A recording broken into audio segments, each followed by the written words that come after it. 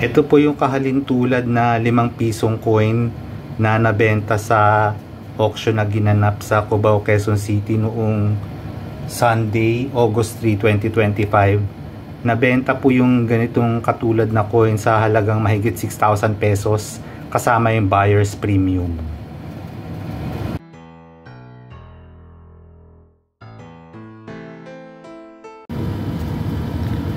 Paalala lang po muna, no? Baka nalilito na naman o naloloko ng mga ibang vlogger sa internet, ano? Ito po yung 5 piso na Leyte Golf Landing na nabibili ng medyo mahal. Yung 50th anniversary 1994 lumabas.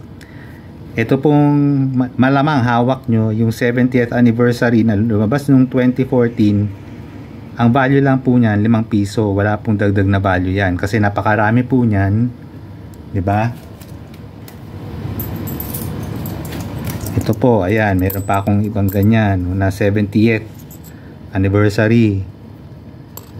Nakukuha lang po yan sa sukli. Umiikot pa nga po yan ngayon. Pwede pa kayo masuklian ng ganyan. Pero yung mga fake vlogger po, yung mga sinasabing libo-libo ang halaga niyan, sinasabi nila yon kasi alam nila maraming tao na may hawak ng ganyan. O kapag nagsabi sila na binibili namin yan ng ganitong halaga 5K, kadalasan 5K yung pang-engganyo nila. Eh di syempre maraming magko-comment na meron din ako niyan. Yan. Kasi maraming tao na may hawak ng ganyan kasi common circulation coin lang yan na commemorative. Kaya kahit sino pwede pa makakuha pa nga po kayo ng ganyan ngayon dahil nasa circulation pa po yan. Pero sinasabi ng mga fake vlogger na mahalaga yan, na libo-libo halaga niyan kasi doon sila nakakakuha ng engagement, doon sila nakakakuha ng comment tsaka views.